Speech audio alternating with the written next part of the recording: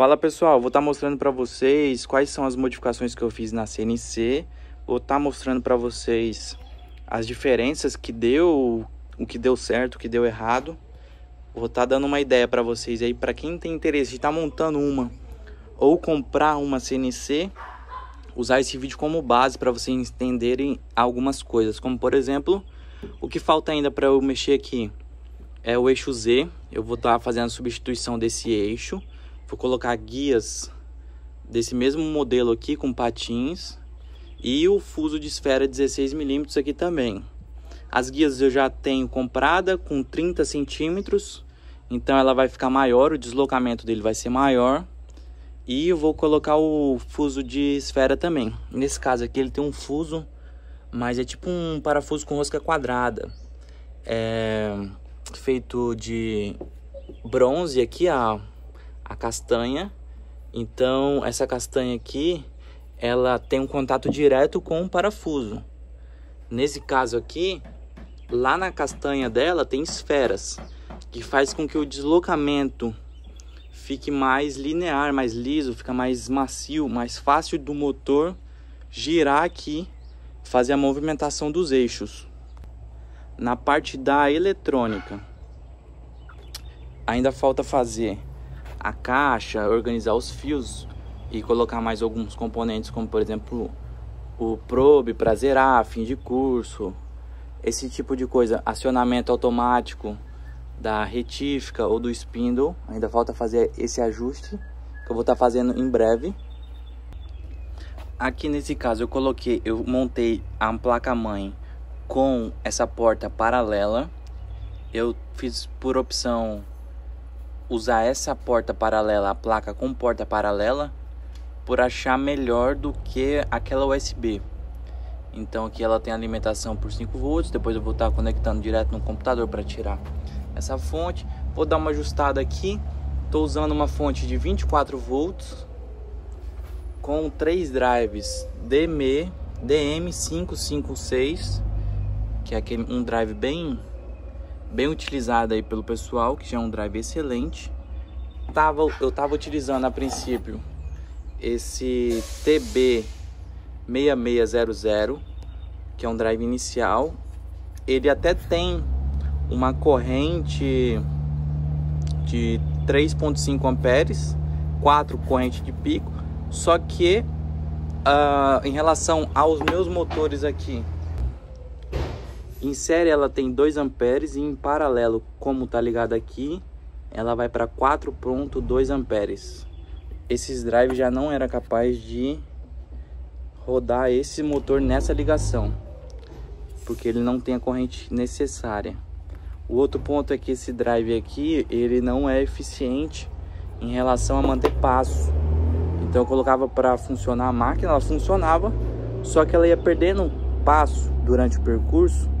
Por exemplo, eu colocava para rodar, saía do ponto inicial, ela executava o percurso. Quando ela voltava, ela nunca voltava exato. Então assim, aquele drive é um drive bem limitante. Não recomendo, nem para quem está começando, porque isso aqui é só perca de dinheiro mesmo. Eu tenho 4 desse aqui, que vai ficar basicamente perdido, né? Vai ficar basicamente como um backup.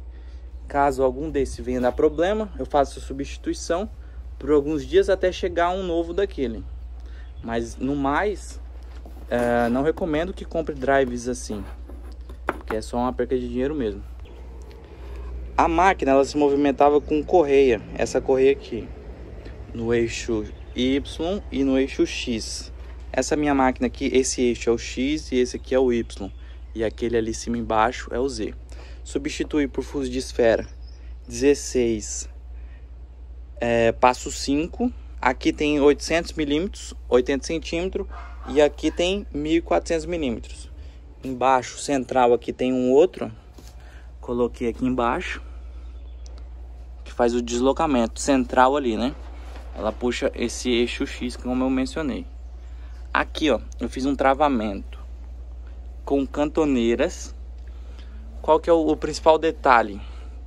Como essa máquina só tem 3 motores, se eu não colocasse esse travamento aqui, ó, de um lado para o outro, Aí aqui atrás eu coloquei outra cantoneira soldada.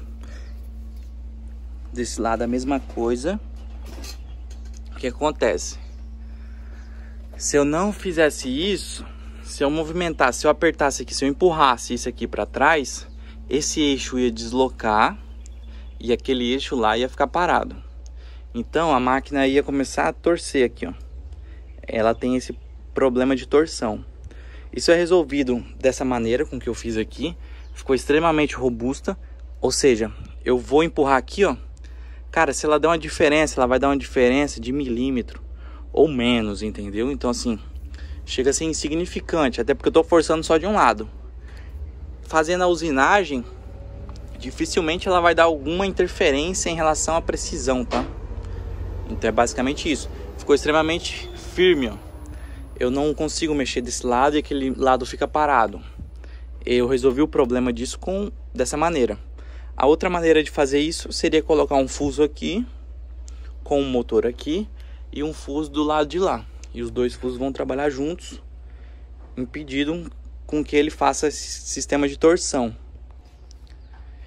Então aqui, esse sistema foi resolvido assim.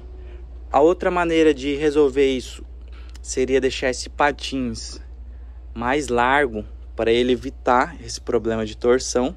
Só que mesmo assim, se eu deixasse ele mais largo, eu vou perder a área útil e mesmo assim eu precisaria travar ela aqui embaixo. Então isso aqui é determinante. Inclusive eu coloquei uma cantoneira grossa, que ela não mexe, ela não cede.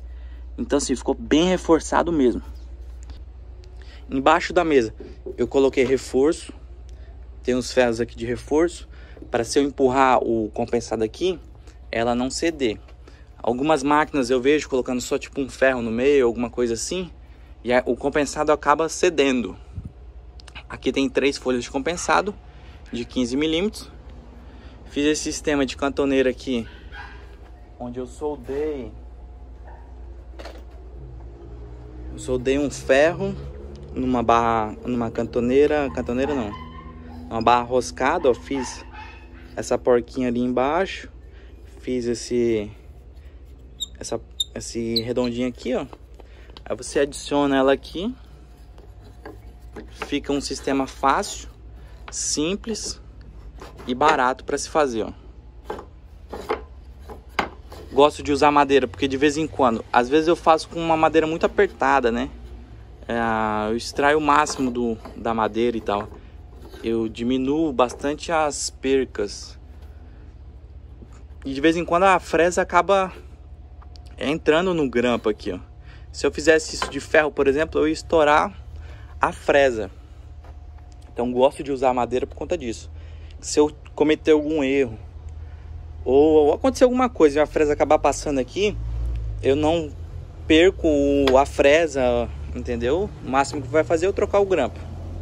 A outra substituição que eu fiz foi o sistema de movimentação aqui. A guia era assim, então ela ficava suspensa com esses rolamentos aqui, ó. Já era um sistema bom, só que qual que é o problema dele? É que se eu fizesse peso aqui, como é um cano redondo aqui, maciço, mas ele poderia sofrer algum tipo de dilatação assim, né? Nesse caso aqui já não. Como ele tá preso num ferro, ele não cede, entendeu? Então esse sistema aqui, além de ser mais preciso, ele não tem esse problema de acabar cedendo. Questão de milímetro, tá, pessoal? Tudo que eu falo em relação a ceder, alguma coisa assim, é pouquíssima coisa. Porém, o que acontece? Você junta 1 milímetro daqui, 1 milímetro daqui, 1 milímetro daqui, já foram 3 milímetros. Então assim, no projeto final pode dar alguma diferença. Isso só vai ter problema caso você queira fazer algo de encaixe. Por exemplo, se você quiser fazer 2 peças se encaixarem com pouca precisão, isso vai ficar quase impossível você fazer. Agora, do jeito que tá aqui, ó, eu tenho precisão aqui, eu tenho precisão aqui. Agora falta substituir o eixo Z para eu ter mais precisão.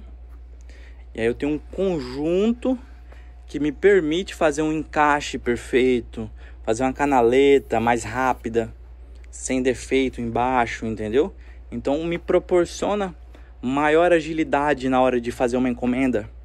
Se eu precisar cortar a madeira inteira, eu consigo. Que antes eu não fazia, antes eu só marcava a silhueta e vinha com outras ferramentas manuais para poder agilizar o processo. Isso se eu tiver uma encomenda muito grande, né? Então assim, depende muito da estratégia que você vai utilizar e qual tempo você tem de produção. Mas no mais, o que acontece? Você tendo uma CNC precisa e robusta, é o melhor cenário. Nessa máquina, o que sobrou da que eu comprei? Sobrou esse perfil e do lado de lá, que é esse ferro aqui, esse ferro azul aqui atrás e essa chapa aqui do lado, que eu poderia simplesmente ter feito novamente, que é bem simples, é só o ferro mesmo. E o eixo Z aqui, esse conjunto e os motores. Apenas isso que sobrou da máquina que eu comprei do Mercado Livre. Então basicamente eu refiz a máquina inteira. Aqui ela tá com 80 centímetros e 1,40 aqui. Ela tem de área útil 74, 75 centímetros aqui, depende da fresa. E aqui ela tá com 1,15 de área útil. 1,15 por 70, eu defino ela assim. Agora eu vou falar especificamente dos motores de passo de 12 kgf. Esse motor aqui tem 8 fios. Ele tem um esquema de ligação de 3 maneiras. Antes ela estava ligada em série. É uma ligação bipolar série, que me trazia um torque maior em baixa velocidade e uma corrente de 2 amperes. Então tem essas características técnicas que eu precisava respeitar. O drive precisava respeitar isso. Então o drive que eu tinha anteriormente só dava para fazer essa ligação. A outro tipo de ligação que está feita aqui agora é o paralelo, que me traz um maior torque em alta velocidade, em uma velocidade maior, né? E 4,2 amperes. Então o drive precisa ter mais corrente. Aí eu fiz a substituição tanto desse drive para esse DM556. Esse drive, que é um drive bem conhecido aí pro pessoal que fabrica sua própria CNC. É um drive inicial aí, só que de excelente qualidade. Aqui, como é que eu tô trabalhando nesse drive? A mesma fonte de 24 volts, ele vai de, se eu não me engano, de 20 volts a 50 volts corrente contínua. Aqui ele trabalha até 5,6 amperes de corrente de pico. Então a corrente RMS vai ser um pouco menor do que essa que está marcando aqui. E ele tem essa quantidade aqui de micropassos aqui. Eu estou utilizando ele em 16.000 e a corrente máxima aqui de pico 5,6, que vai dar a média de 4 ponto alguma coisa amperes. Eu fiz essa substituição e já percebi várias coisas no motor. Fiz a instalação diferente, né? Então eu ganhei um torque maior numa velocidade mais alta. E eu já percebi que quando eu ligo ela, o motor já faz menos barulho. Ele também não esquenta, fica morno, entende? Eu consigo deixar a mão aqui o tempo que eu quiser. Então assim, eu já vou mostrar para vocês a diferença que deu só fazendo a substituição do drive e da ligação do motor, para eu conseguir extrair o melhor do motor. Lembrando que ó, o motor é pequenininho, é 12 kgf, fuso de 5, passo 5, 16 milímetros.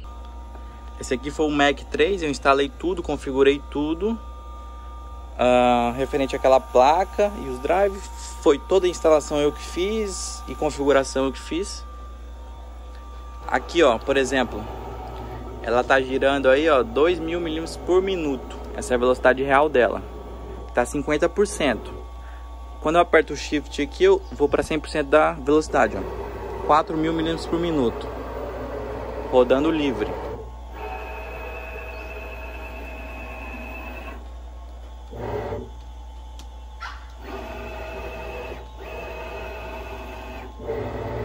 conseguiria até uma velocidade um pouco mais alta que isso. A memória tinha acabado, mas voltando, eu até consigo uma velocidade um pouco maior que isso, tá, pessoal? Só que o que acontece? A chance de eu perder passo aumenta. Então eu coloco no limite máximo e diminuo para eu ter uma margem de segurança.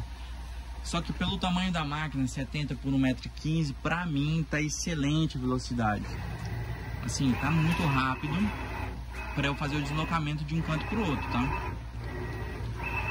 Ó, muito rápido. A máquina é pequena, pessoal, então não precisa de uma velocidade maior que isso. E detalhe, ela girando livre, né? Por exemplo, ela vai sair daqui, vai rápido para cá e começa a fazer o nome. Aí já perco velocidade, porque a velocidade de usinagem já é inferior à velocidade de deslocamento em livre. O motor está direto no fuso, tem um acoplador aqui só para ligar da haste daquela para essa. Mas ó, é porque aqui eu acho que eu não vou conseguir filmar. Mas se eu segurar esse mecanismo aqui, ó, esse sistema, eu não consigo parar ele. Principalmente se eu tiver numa velocidade mais baixa, porque eu tenho um torque bom na velocidade baixa. Então é isso, pessoal. Vou deixar esse vídeo registrado aí no YouTube. Quem quiser, deixa sua dúvida, sua sugestão, deixa seu like e comentário.